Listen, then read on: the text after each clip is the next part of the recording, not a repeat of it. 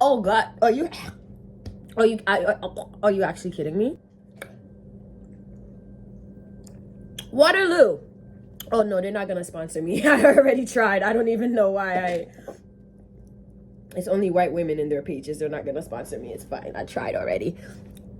But I love seltzer water, so if any seltzer water brand was to sponsor me, I'd be drinking all of them, you know? I feel like that was free promo already. Anyway, y'all, I'm back. And if you're like, bitch, why do you look so rough? It's because I'm gonna do my hair on camera while I tell this spooky story. See, I'll be here with it.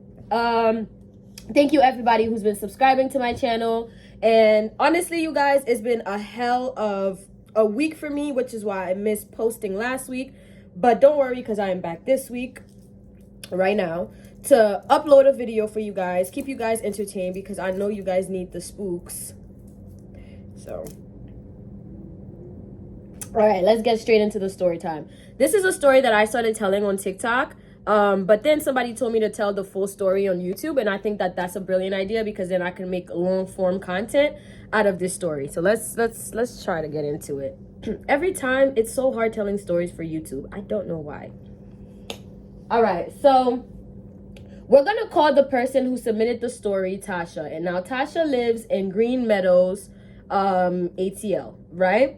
So pretty much this all started when one night. So a little bit of backstory about Tasha, right? Tasha has 2 kids. She has a boy and a girl. The boy is like 5 and the girl is a little bit younger than the boy. Now Tasha is also not in a relationship during the time that this happened. However, you guys listen to the story and you'll see. She lived there for like 2 years prior and nothing crazy ever happened. And so she never really intended anything crazier happening. Also, Tasha is not the type of person who believes in like the dark and the mysterious stuff at all. So this was like, you know, her first experience with that stuff. And so when she was going through it, it really felt like, is this like, she was gaslighting herself out of a lot of the situations that she was experiencing, because again, she wasn't a believer in the ghostly stuff, the dark and the mysterious stuff in life, right? So this story takes place a little bit, so 2 years after Tasha moves in the house with her 2 kids. So she's a single mom, and everything was going good until one night she's chilling with her kid. Her daughter wasn't home, but her son was home. She was home with her son, and she's just chilling there, and she hears a knock on the door. So she gets up to go check out who's knocking on the door. Now she gets to the front door and she's asking who is it, and no one's answering. So she's looking through the peephole to see if she could see anybody out there, and she can't find anyone. So she's probably thinking like, oh my God, somebody's playing a joke on me. So she's like, all right, I'm just gonna walk away. So she starts to, you know, walk away, but then she hears the knocking again. So she heads back towards the door and she's like, y'all, like, who is it? Yo, who is it? Again, she's not hearing anything. And as she's about to walk away again, she hears the voice of a child. So she's like, oh, it's a kid out there. Like, who would leave a kid out there? Now, she does live in like a family neighborhood, so it's not odd for children to be playing outside. But it was odd for the time that the child popped up at her door, because around that time it was already past 9 p.m. It's dark outside, and this is like around winter time, so it's dark and it's, you know, getting a little bit colder outside. So there's no reason for this child, and as young as she sounded, for her to just be wandering outside by herself. So Tasha's probably thinking it's one of the neighbor's kids or something, or one of the kids from like the other neighborhood stumbled into this one and probably got lost. So she opened the door. Now keep in mind, y'all, Tasha is American. Like, she don't, you know, she's not superstitious, so there's really no reason for her to not open this door. So she opens the door, and it's a little girl standing in front of her, and she's like, oh my God, like, you know, what is going on? Are you okay? And the little girl is not saying shit. Like, she's not saying much. She had on this dress, these pair of shoes that Tasha described as, like, you know, schoolgirl shoes. And then she had an afro. And being that this was a little black girl, Tasha was like, I'm definitely not gonna leave her out alone out here, you know, to figure it out. So she's talking to the little girl, asking her if she's lost, asking her if she's okay, and the little girl is kind of like not saying anything. And so she's like, you know, she figured that she's probably shy or something like that. She's asking her about her parents and like what her parents are doing and how she wound up in her front door. And the little girl just signals like this. The little girl goes like that. And the little girl is pointing towards Tasha's house. So now, mind you, Tasha, the door is open. So Tasha is like kneeling at her front door to, you know, match this child's level. And the child is still outside the house, and the child just points to inside of the house. So Tasha's like, oh, you want to come inside? You know, it is a little chilly out here. It is a little cold. So yeah, cool. So she lets the child inside the house, and, you know, she's continuing her line of questioning. She's just like, okay, like, how did you wind up here? Do you not talk? Are you okay? Maybe she's a child that's on the spectrum. So Tasha's really confused right now, because how did this baby girl pop up at her door? And mind you, this child looks no older than 6 years old. So how the fuck could she have popped up at her door? So as she's standing by the door questioning this little girl, asking her all types of questions, she hears her son approaching them. So she let the little girl inside, but they were still by the front door. And suddenly she hears her son, her 5-6-year-old son, 5-year-old son approaching. And mind you, they're around the same age. So the little girl looks no older than 6, or her son was like 5. So cool. So he starts walking, and then he gets to the front where mommy and the girl was. And he has the most avert reaction seeing his mother talk to this little girl. So her son would just scream seeing them talk and run into the bathroom. So her mom is really confused, because why would her son do that? Why would her son scream at this little girl and run into the bathroom? Cool. So she's like, okay, let me go check on my son. Maybe he's jealous. Like, we don't know. Let me go check on my son and see what's going on. Plus, you know, we're going to have to take this little girl to the precinct. So I need to go put a jacket on him and, you know, get ready so we could like drive down to the precinct and drop this little girl off. So now she heads into the bathroom to make sure her son is okay. And her son, like, he locked the door and everything. Like, door is locked and all. And finally, after she was able to convince her son to open the door, he does. And then he gets inside the bathroom and he just starts speaking to him like, yo, are you okay? Like, why did you do that? Why did you have such a bad reaction? And the son looks visibly shaken. Like, he looks like he looks shaken up. Like he's seen something terrible. So the mom is like, what's going on? Like, why are you looking like this? Why are you acting like this? Blah, blah, blah. And then the son pretty much goes to say, like, mommy, why were you talking to a demon? Mommy, why are you talking to a dead person? And his mom is like, what? He's like, mommy, you are talking to a dead person. Why are you talking to a dead person? And the mom is like, what are you talking about? She's like, the person that was inside the house, she is dead. She's not, like, how do you not see that? It's in her face. Her face is dead. She has a dead face. And his mom is like, a dead face? Like, what are you talking about, son? Like, a dead face? I don't see a dead face. And he's like, mommy, she's dead. Like, she's dead. She's a zombie. She's a ghost. She's not real. She doesn't exist. And then her mom is like, and I don't know why I keep saying her mom. His mom is like, all right, maybe you are going through something, you know, your imagination is a little bit extensive. It's okay. He do be watching a lot of like sci-fi shows and things like that.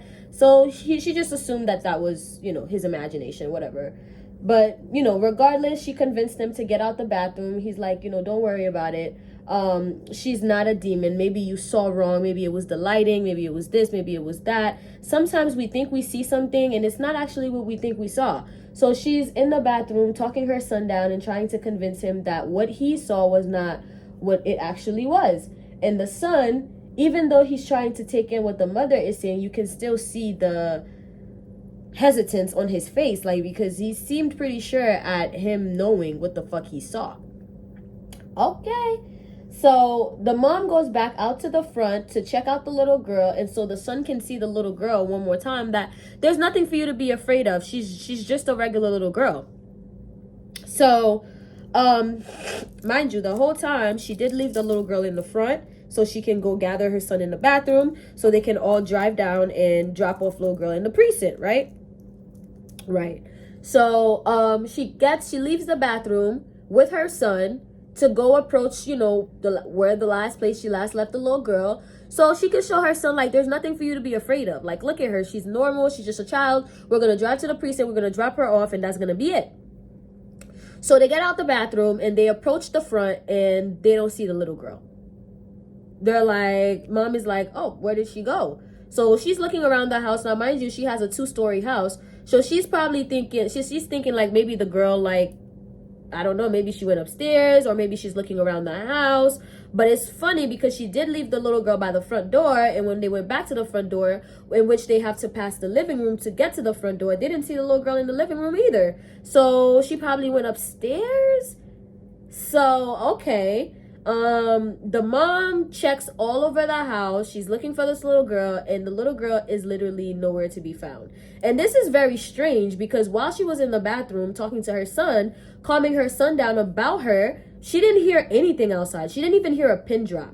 It was quiet. The little girl never spoke. She don't know what the little girl voice sounded like. Nothing. Nor did she hear any doors or windows or chairs move around while she was talking. Like, it was quiet. It was quiet, okay? So it's interesting that she's looking up and down the house all over, and her son is helping her look, and the little girl is nowhere to be found. So she's just like, what the hell? Like, she's looking under her beds and her furniture to see if the little girl hid.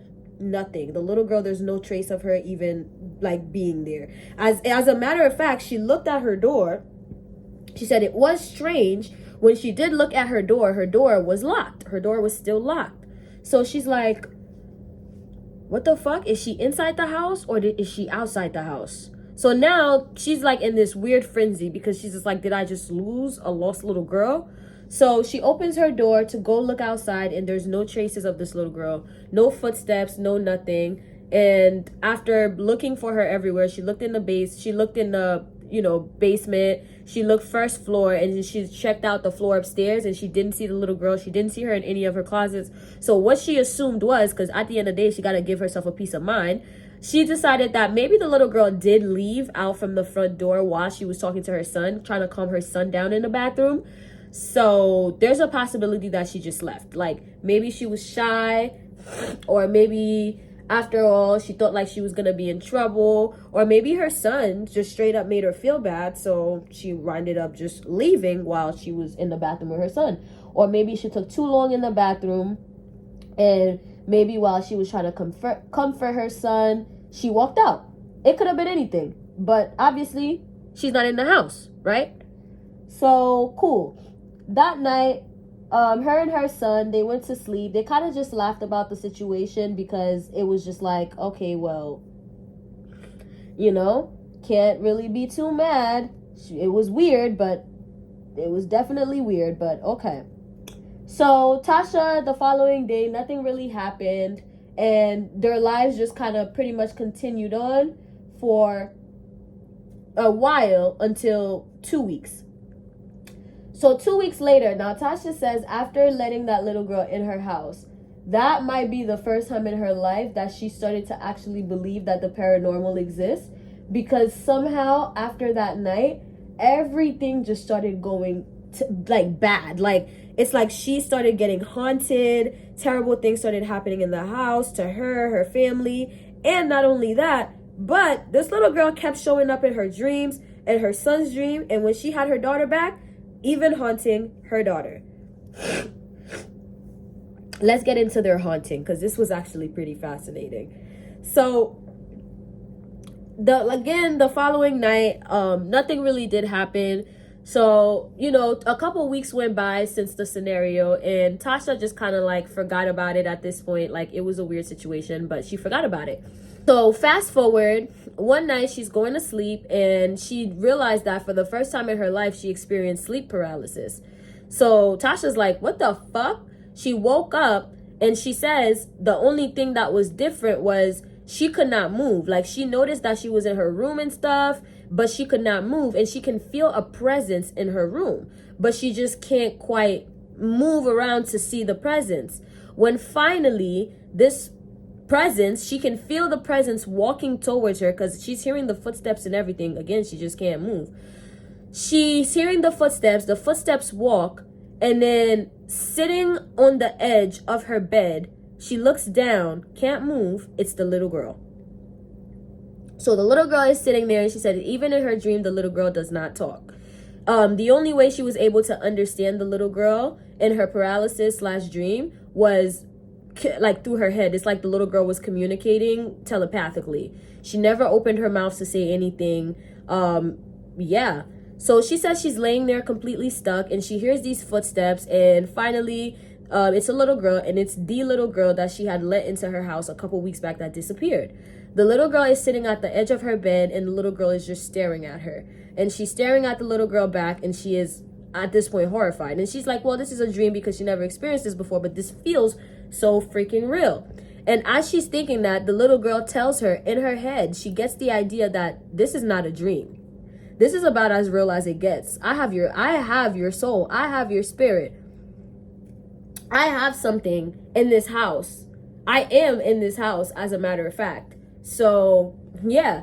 So the little girl is just looking at her, and nothing really happened. And then in her dream, she hears a noise, and the little girl just disappears, and she woke up. So she was like, that's kind of weird. Like, did I miss this little girl or something? Like, maybe she's thinking, like, when she woke up from that dream, like, maybe it's her guilty conscience, because she did have this little girl 2 weeks ago, and she just disappeared after she let her in her house. So, like, maybe that's what's going on here. Maybe it's guilty. It's just guilt. So she woke up, didn't think anything of the dream, and she knew that it did freak her out, though, because she never had sleep paralysis before, and the feeling of not being able to move in your dreams was one that was definitely new. So she decided that she was going to start sleeping with at least holy water underneath her pillow, or at least praying before going to bed. Now, remember how I said that she had a daughter as well? But the night that the little girl came to the house, her daughter wasn't home. She was only home with her son, as her daughter was with her father. So she winds up taking back her daughter. The father drops off the daughter, and now it's her son, and her daughter in the house. And one night, while fast forward past the 2 weeks, she already had the nightmare, the sleep paralysis, blah blah blah. She decided that she was gonna sleep with holy water underneath her pillow and pray to God every night before bed. And sure enough, it did stop happening. She didn't dream about the little girl for a while, and she didn't have sleep paralysis for a while. However, one night, she was walking past her daughter's room, and she's hearing her daughter talking to somebody. So she's, it's kids be speaking aloud, so whatever. So she's not thinking anything about it, but she's just like, it sounds like her daughter is having an engaging conversation with somebody. Like, so she goes into her daughter's room and opens the door, and her daughter's just seems like she's talking to herself. She doesn't ask her daughter any questions. She literally just opened the door and just closes it again. So fast forward to now, it just seems like the daughter just really enjoys being in her room. Like, the daughter is about 3.5, turning 4. So she talks, and she definitely, gets her words out and stuff like that. But it seems like the daughter started spending a lot more time in her room than usual. But obviously that's not strange. That's nothing crazy. One night, the son and the daughter, they share separate rooms. They don't share the same rooms. So one night, the son went into the daughter's room, and the son ran out crying. Son ran out crying and went straight to the mom and said, "Mom, the little girl is back." Her mom is like, "What little girl are you talking about?" Because at this point, it's been a while. It's been like over a month since that scenario, and over 2 weeks since her sleep paralysis. So at this point, like, mommy done moved on. Like, what little girl are you talking about, son? The son is like, the little girl that was at the door, she's in the house. And her mom is like, and his mom is like, I don't know why I keep calling her mom. Her mom.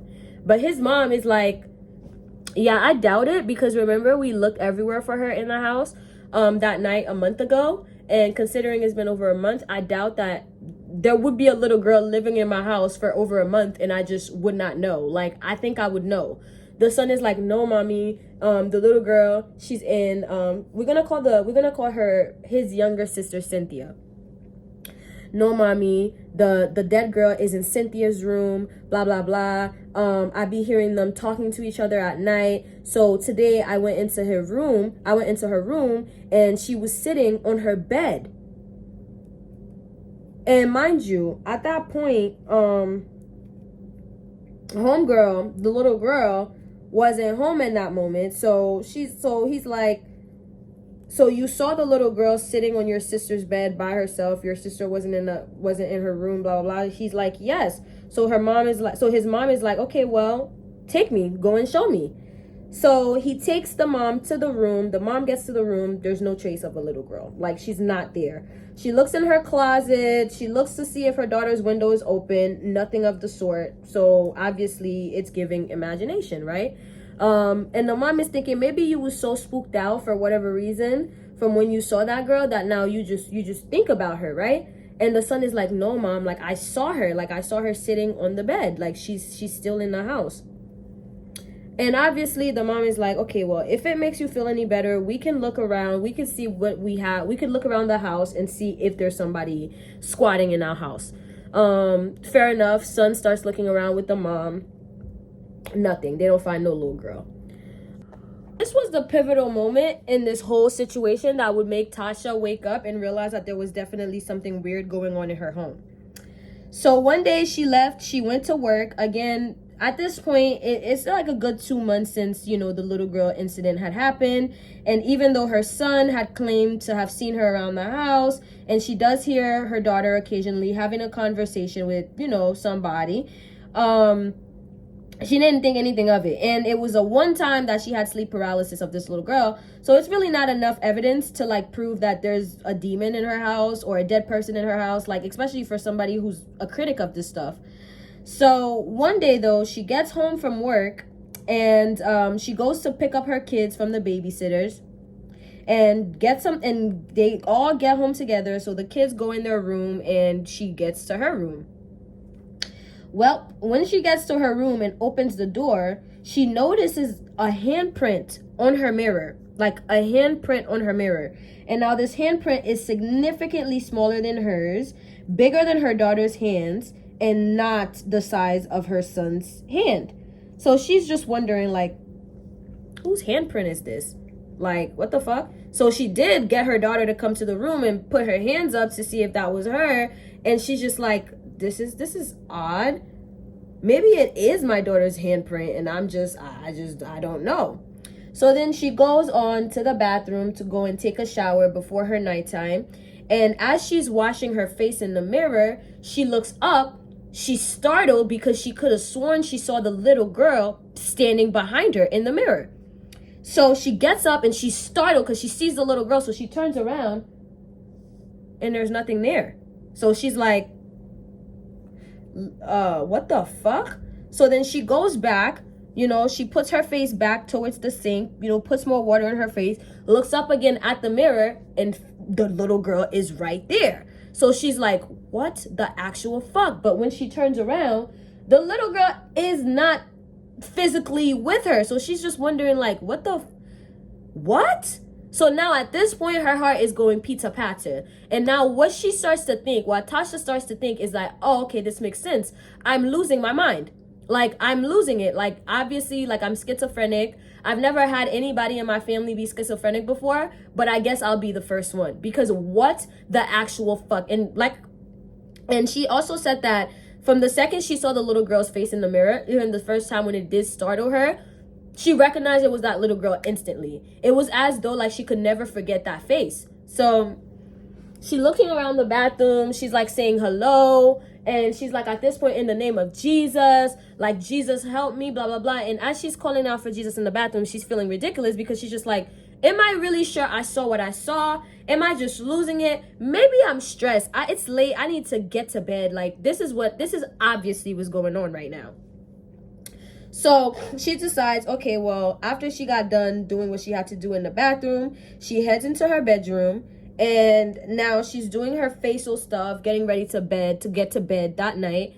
And when she's looking in the mirror in her bedroom, she is seeing the same little girl, but bloody this time. So she's seeing the little girl with blood rushing down her face and like her neck, like certain parts of her body, like the little girl looks bloody. So she's like, what the fuck? So now she goes back to the bathroom to see if she's seeing the little girl in the mirror, and she is. She goes to the bathroom, she's seeing the little girl regularly in her bathroom mirror, but in her room, the little girl is still showing up in her mirror, bloody. So she's like, nah, there's absolutely something spooky, freaky going on here. But again, Tasha was never really into the dark and mysterious stuff. So even if there was something freaky or spooky or whatever the fuck that was happening, Tasha would not know how to handle it at all. Tasha would not even know who to go to. All Tasha knows is, now she's not even that religious, but you know, she knows that the name of Jesus holds power. So the most she can really do is scream out for God or Jesus.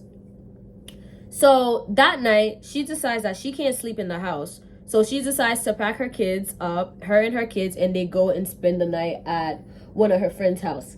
So she's there and she's explaining to her friend what she saw, and her friend is like, yeah, it really definitely sounds like you need to take a trip down to a clinic because, girl, you have kids. This is not funny. You know, still the friend was being very patient with her and everything, but she was telling the friend, she's like, no, I am so serious. Like, there's a little girl that I let inside my house a month ago and I never heard her leave, and now I just keep seeing signs that there is still a little girl in my house. And not only that, but my son also told me about this like a couple weeks prior and I did not listen. And the friend is also telling her the same thing, like, girl, like, how could there actually be a kid in your house and living in your house for weeks at a time, even a month, and you have no idea? So she was telling her friend that, you know, her son has a theory that the little girl is dead and that the little girl is a ghost, she's a demon, da da da da. And the friend is like, okay, it's definitely giving you're losing it, but okay, all right, you can stay here for the night, whatever, but you know, obviously you're gonna have to go back home at some point. Eventually, she packs her kids' stuff up and she's ready to go back to the house. She decided that she was gonna get sage. She decided she was gonna get holy water and all that stuff and just make the best of what she has, because obviously she can't live with her friend. And talking to her friend, she realized how ridiculous she sounded. So she decided, okay, fuck y'all. I'm gonna just go back to the house. I'm gonna use some holy water and see what I can do. See what I can, you know, make shake. She gets back to the house with her children, and time though, there was something weird, because once she got in the house, she realized that her daughter's room was utterly destroyed. Like her daughter's room, like all her toys, the sheet that was on her bed, her pillows and everything was on the floor. It seemed like somebody had broken in, but had only attacked specifically her daughter's room. Calls the police, and it looks like there's been no signs of a break-in. And so the police is telling her, like, you know, like, if it was someone, this person must have been really clever, because we cannot find any signs that somebody broke in to your house anywhere. But obviously they are seeing the daughter's room, and they're like, is it a possibility that your daughter just made a mess? And she's like, no, I haven't been in the house since last night because of what the fuck I went through last night. And she's explaining to the officers why she had left the house the night before, and the officers are like, yeah, if you see a real person, give us a call. And then they pretty much left. So now at this point, into her daughter's room and she cleans it up completely, and she had her holy water, she had Florida water. So she decided that she was just gonna like clean out the daughter's room first, clear it out completely, and also clean it, mop it with Florida water, holy water, and all that good stuff, to see if she can get whatever spirit or energy that may or may not have been in her daughter's room out. So she starts with the cleaning and stuff. So she's cleaning everything up, and that was also the coldest room in the house. So she's cleaning everything up, and she mops with holy water and all of this, and she prays in the room. And then obviously she felt safe enough that she can leave her daughter in her room. But at this point, she left the room, the room door open. So, and all night she left the door open because at this point she just didn't trust the door being closed. She just wanted to have close access to her kids in case one of them screamed, made a noise, blah, blah, blah. Like, she wanted to ensure that she would be there, you know, as fast as she can. So that same night, her daughter went to sleep, and as far as she's concerned, nothing crazy happened. Until the following day, her daughter woke up and went to her to tell her, like, her friend is upset. The mom is like, oh, what friend? She's thinking that she's talking about, you know, a school friend or something like that. But her daughter is like, my friend's upset. And she said, sorry guys, this little girl says that my friend is upset and she's really, really mad, and she says that she can't come see me anymore. The mom is like, what friend are you talking about? Like, one of your friends from school? Like, we haven't had any play dates, you know, recently. So, like, I wonder what friend you're talking about. And she's like, the little girl in the house.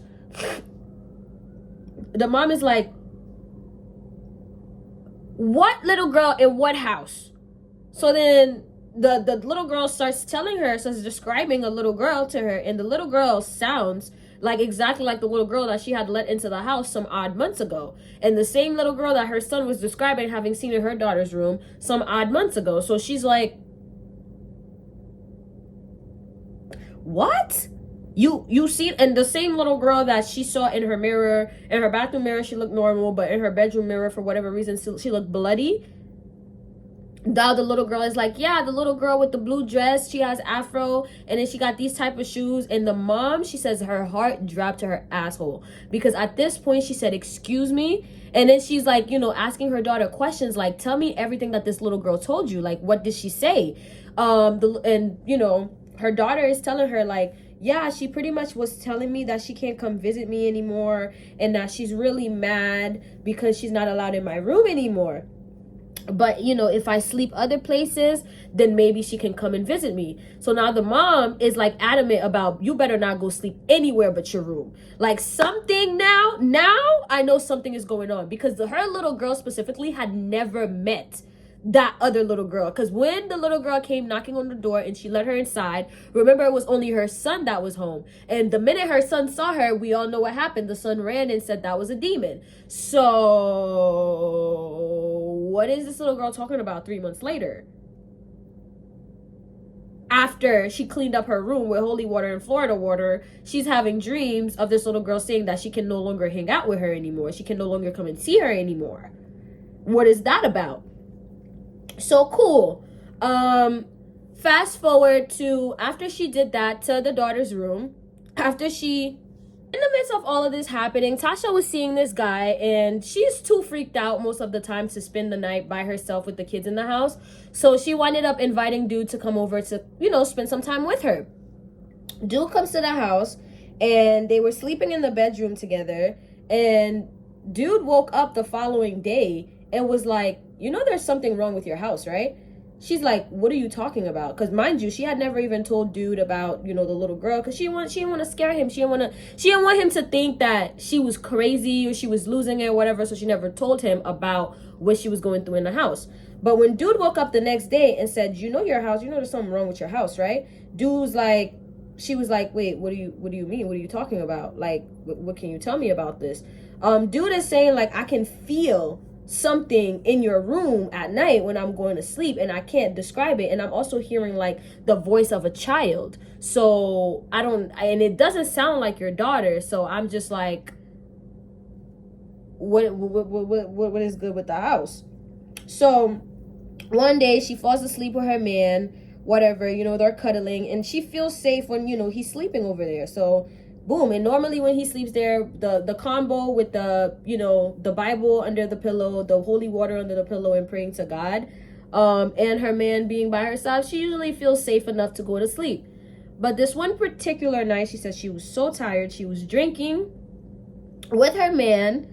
And again, kids not home. So stayed up pretty late, drinking, being grown. And she wound up falling asleep. Like she fell asleep and forgot to pray.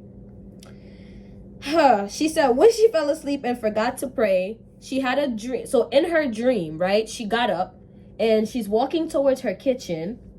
And now, mind you, none of this feels like a dream. So Tasha's thinking this is real. So she gets up, she walks to the kitchen, and as she's walking to the kitchen, she's hearing footsteps behind her. So she turns around to see who's behind her, and Lord and behold, it's the little girl. So she's like, aha. So she turns around and she's like, you are still in the house. And the little girl, again, not saying anything, is just staring at her. And everything that the little girl, I guess, is telling her is coming in the form of a thought. And the little girl is pretty much telling her, you pretty much gave me the house when you opened the door to let me in. This is my house and I'm never leaving. Like, I'm here forever. And if you think that shit that you did to your daughter's room was cute, it's not. It's not cute what you did to your daughter's room. Like, her daughter is actually her real friend, and she's the only reason that, you know, she's had company in the house and hasn't attacked anybody in the house or hasn't, you know, haunted really anyone in the house. It is because her daughter is genuinely her friend. Like, they stay in the room and they talk together and all of this. And her mother is seeing all of this. Like, somehow it's like, again, the little girl, her mouth is not moving, but her mother is able to see it all. At that point, it's like, you know, well, obviously I'm not going to allow my daughter to be friends with a dead demon. So, you know, obviously you gotta go. And the girl is pretty much like, I'm not leaving. Like, this is pretty much her home now. This has become her home. And it doesn't matter what she does. She is so attached to the house that she'll never leave. When Tasha woke up from that dream, Tasha's like, okay, well, now I know for a fact something's wrong. Like, it's not just my imagination. It's not schizophrenia anymore. It can't be, because there's no way that this has been going on for this long. I tried my best to avoid it. And then on top of that, what sealed the deal for her was her boyfriend saying that this house, there's something wrong with the house. So she was like, okay, cool. So she goes to her boyfriend after she has the nightmare and says, yeah, I think, like, I do genuinely believe that there is something in the house and I need to exterminate the motherfucker, because I'm the one who let her in. And now I had a dream and this motherfucker is telling me that she's never planning on leaving. So the boyfriend was like, oh, okay, then maybe you can go to this person. And he basically gave her the recommendation on who she can probably talk to about the situation and see if he can, like, exterminate the house of a ghost, you know, whatever, I guess a ghost exterminator.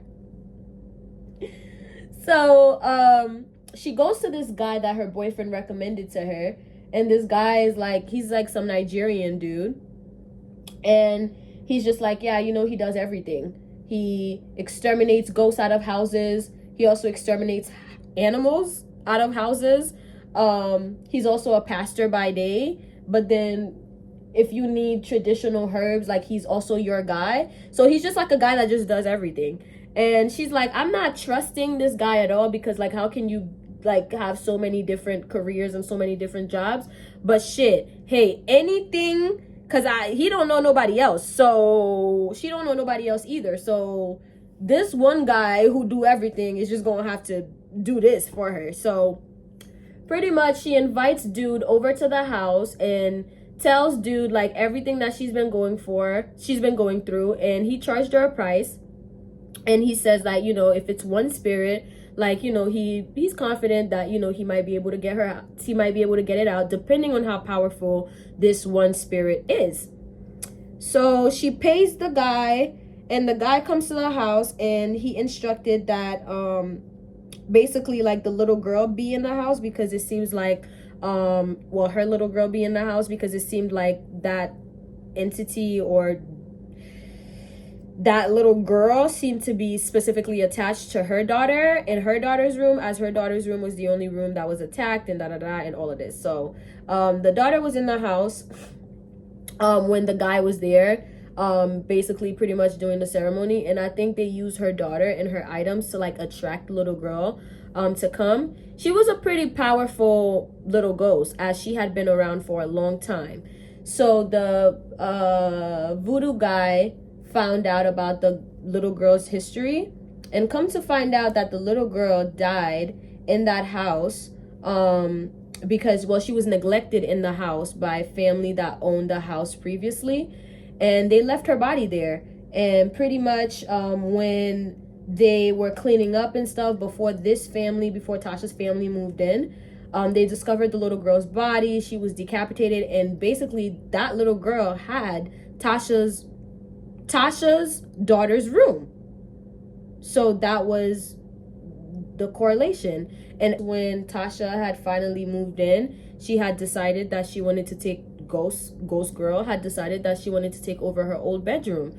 And seeing, you know, her daughter there and everything, because that's the thing, is like with these ghosts, a lot of the times they're confused and deaf, so they don't think that they're causing ruckus or, you know, doing this or doing that. So the little girl, Tasha's little girl, who was able to see her, she genuinely saw Tasha's little girl as a friend, because they used to genuinely play together. They used to see each other, talk to each other, and all of this. And so this is also how Tasha discovered that both of her kids are what is the word she used? Hold on,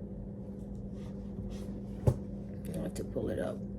She discovered that her kids were either clairvoyant or some sort of mediums or psychic, because both her son and her daughter are able to see things that she's not able to see.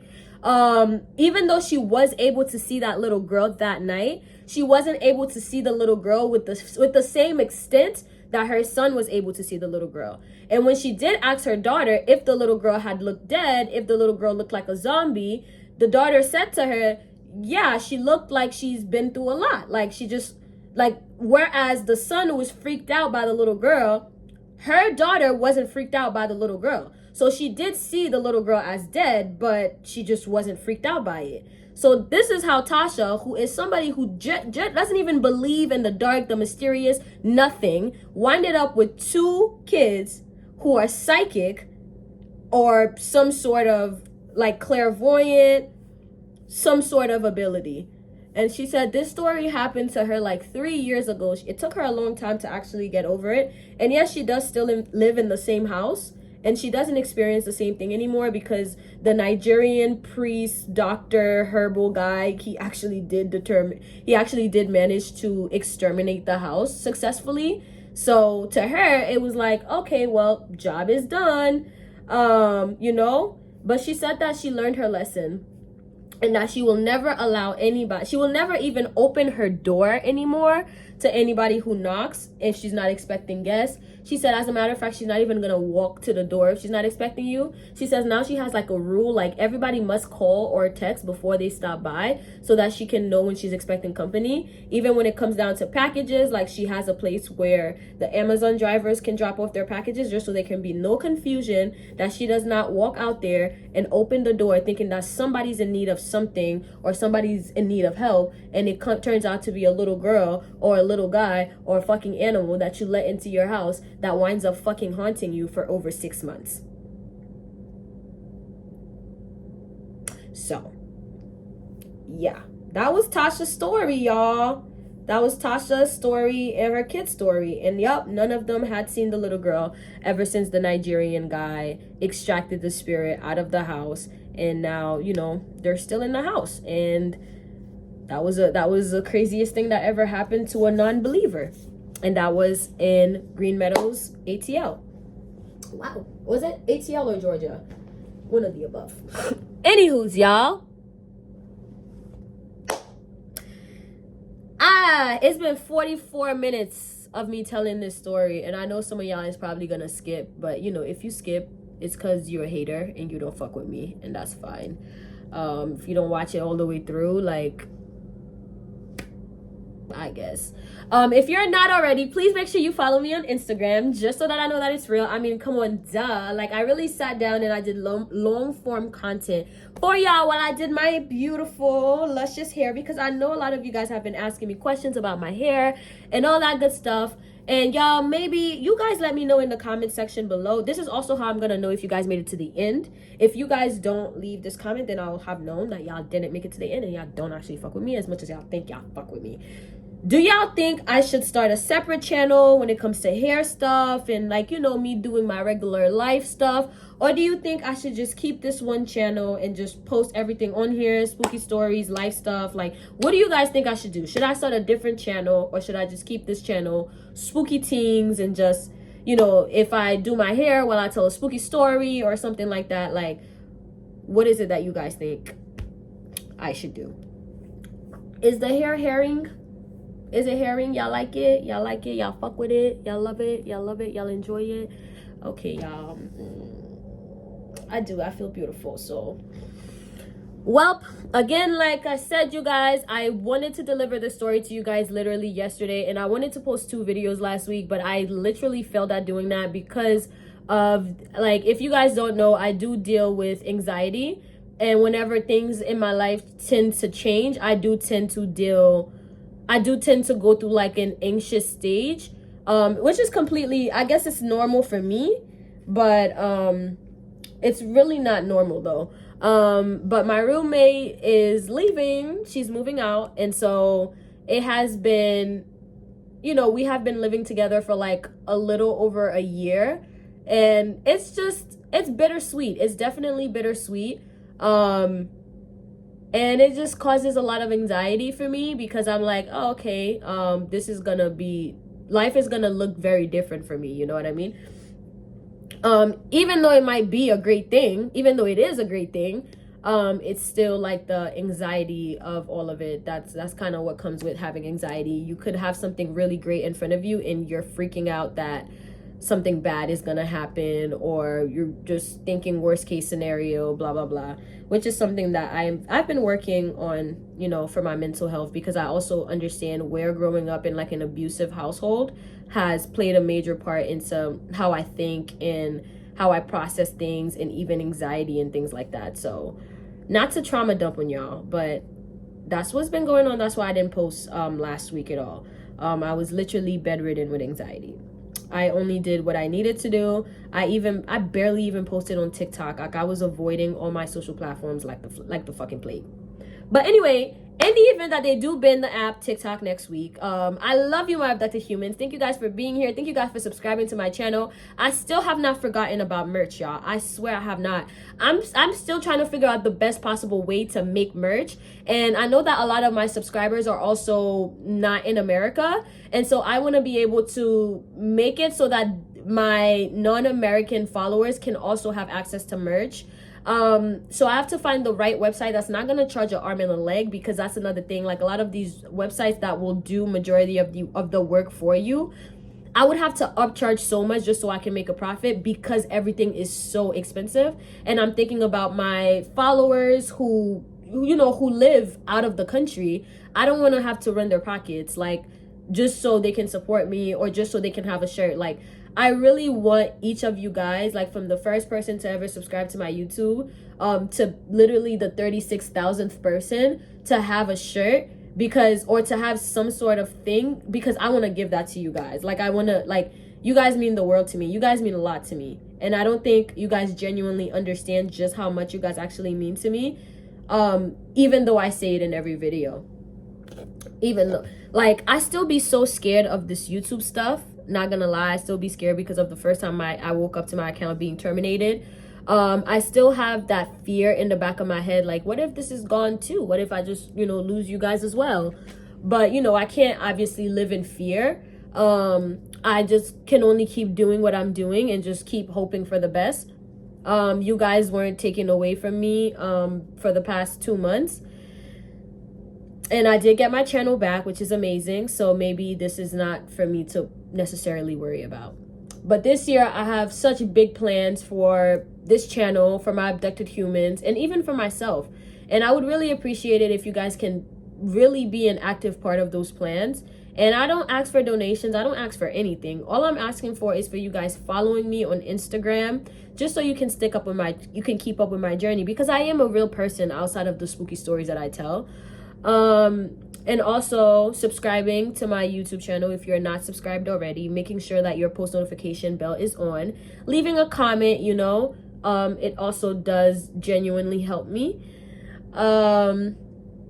And yeah, I am gonna probably start a Patreon pretty soon, because I know when my YouTube channel got terminated, a lot of people were asking me to make a Patreon. But I feel like I would feel more comfortable making a Patreon after I reach 50,000 subscribers, because even if 10,000 of those people go to Patreon, or even 1,000 of those people go to Patreon, it would be a good enough audience for me to like go off of, you know what I mean? But my conversion rate right now is not that high, because I don't have that many subscribers yet. But thank you guys for turning me up. Like 36,000 of you guys is insane, considering I haven't even spent a whole year on this here app. So I love you, my abducted humans, so much from the bottom of my heart. I mean it every single time I say it. I know I said this last week, but Happy New Year again. We're halfway through January, and I hope this year is bringing you guys nothing but abundance and everything and love that you guys need. The past week has been bittersweet for me, but I've also attracted some new and amazing people in my life that I can't wait to see where things go. And I hope that you guys are clearing out the old to welcome in some new as well, because that's what the energy of 2025 is giving. Let go of the old and welcome in the new. Anyway, you guys, I love you, my abducted humans. Thank you guys so much for all you do for me and all that you will keep on doing for me, okay? And I will see you guys in the next video, as I will be dropping another video this week, probably before Reaction Sundays, because I feel guilty that I didn't post last week. So, yeah.